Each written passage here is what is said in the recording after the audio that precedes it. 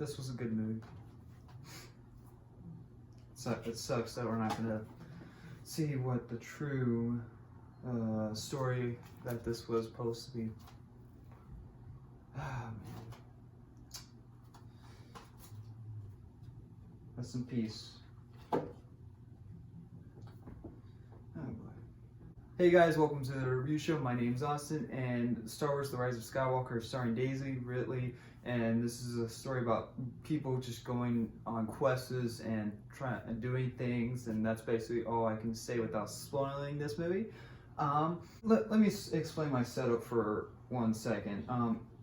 I had changed my setup just for this review and another review that trailer reaction that will be coming out, because I am going out of town. So my usual setup is all messed up and like all occupied, so I can't do anything there with it.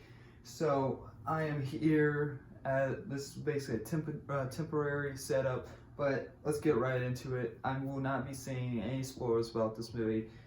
As hard it will be not to, I have to talk about it without spoilers, because I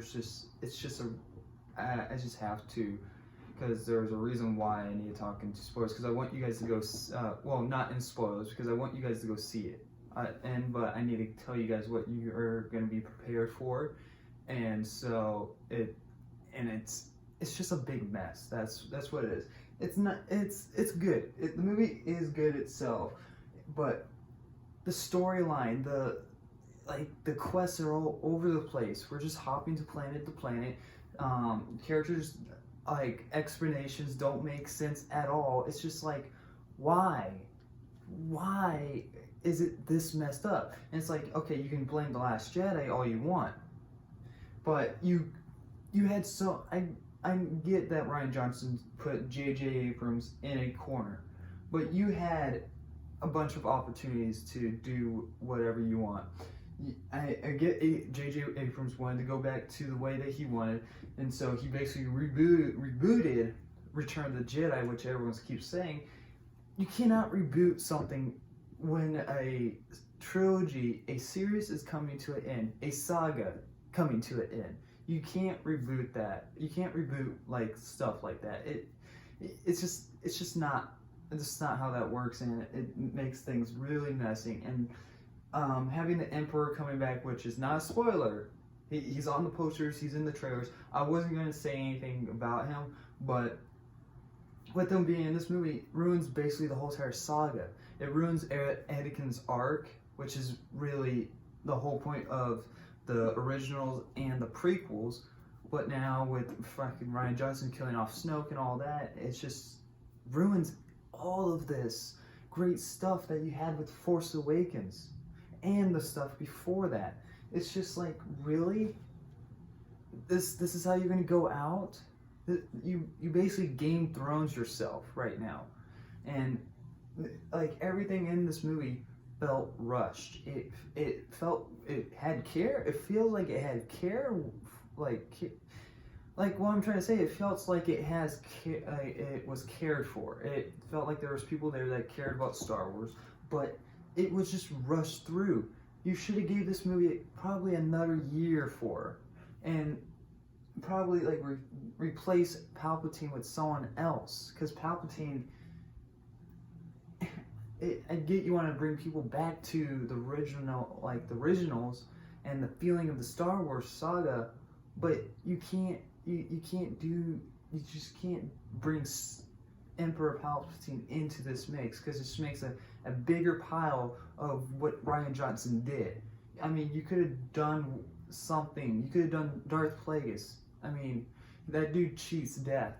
You could have done a whole lot of things, and so, but I'm trying to find some hope into this film, because I'm gonna go see it again sometime soon, like sometime or soon, like sooner or later. So, man, the care, like, okay. Let's just, you know what? What's the best part about this film? Easily is Kylo. He actually intimidates me in this film. He learns. he has new powers that he I guess conquered, that we had no clue that he could do, which terrifies the hell out of me. And I don't know why he fixed his helmet, and he wears it for about 10 to 15 minutes of the film, but wherever he's like NXT doesn't wear it when he's actually in battle or like himself. There's like one fight scene that he actually wears the helmet, which is actually a very cool fight scene, and it involves a lot of stuff that I will not spoil for you. And it's just like the fight scene is cool, but like there's nothing in this film that I can like attach myself to. The best thing is like Chewie or like C-3PO, and that's all the original characters that I feel attachment to. I like Rey. I loved her in Force Awakens, but now she just feels OP. There's nothing in this film that I feel like I remember that scene like very well, and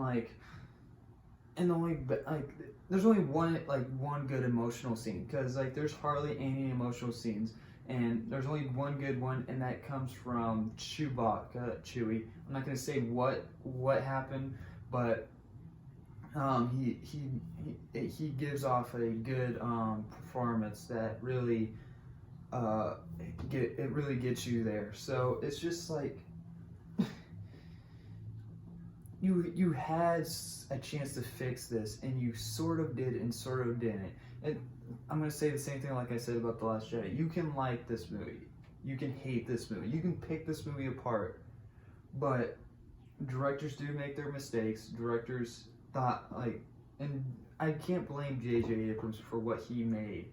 It was just all pushed onto him. If he didn't leave, I don't remember what movie he went to do, but so if he didn't leave, then we could have still gotten the original story that we were supposed to get. Because the people that run Lucasfilms had no plan for any of this. So whenever J.J. Abrams says that Palpatine was always supposed to return, I can't believe him, because it just feels like bullshit to me. It's just like, no, he wasn't. You had something planned for Snoke. You totally did. You had plans for Kylo Ren. You had something planned, but Rian Johnson didn't decide to go with it, because Rian Johnson wants to make fairy tales instead of actual Star Wars. And that's the thing. This doesn't feel like Star Wars. I mean, it's funny. It has all the iconic characters, but it feels more like a sci-fi movie. Like it even brings up plots that don't go anywhere. Like there's what the like Finn is supposed to mention something and he doesn't bring it up. Something comes up with like there's like so much plot holes in this film. It makes no sense. And when this film was ending, I literally sat up for the whole entire ending, and I was like, seriously? This is how you're gonna... And I was enjoying the film for a little bit, like there and then, and it's just like, man, this could have been a lot more better. What I liked about this film is how more depth it goes into the Force, and that's all I have to say about that. That's the one thing I liked about from The Last Jedi, and that's what most people hated, is that was the Force and how the Force was used. It's because we've never seen it like that before, and now in this we see it a little bit more, and so that's all I have to say about it. I'm not going to say how it was used or anything like that, but we see more ways with the Force, which is pretty cool. And I mean, I can understand where people are coming from, but I truly I truly do liked it. But yeah, I have nothing else to say about this without spoiling it. Like, the visual effects look great, cinematography looks great, directing looks great, editing's like a little wonky, and the movie itself is just messy.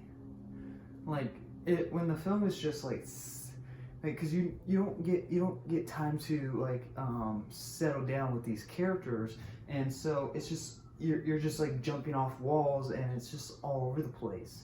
It's not bad. It's just poor choices. It's just poor studio choices, poor director choices.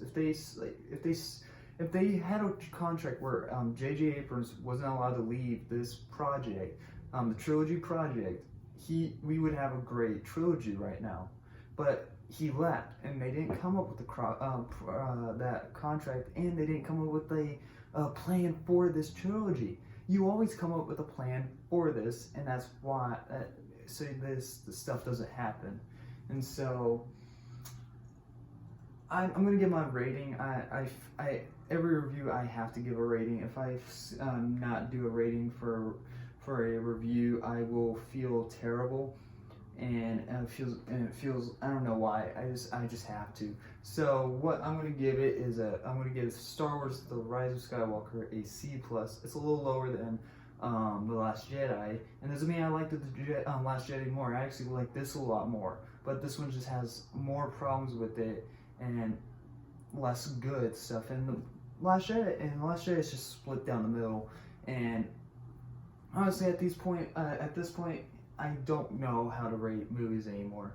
And I feel like now when I do rankings, because I felt like doing a ranking on Star Wars, and if I do now, when I do rankings, people are going to come to these specific individual videos, and they're going to be like, well, how come you like this movie more when you gave it a lesser rating than this one? So now, Star Wars has like completely messed me over, and it's just, oh man, I don't know, but I do recommend you guys go and see it. And I did do a Star Wars series, so I'll put a link down below for that, which is the best series I ever done. I had a great time with it for the 2 weeks, and how stressful it was, but it was fun. I'm hoping I can do more series like this in the future. And but yeah, anyway, let me know your thoughts about the Rise of Skywalker down below. I mean, like, there's just a lot of stuff that they missed that I can't mention without spoiling. So yeah, that was basically my complete thoughts. So anyway, thank you guys very much for watching. Let me know what you guys thought down below. Like always, I'll see you guys in the next review. Bye guys.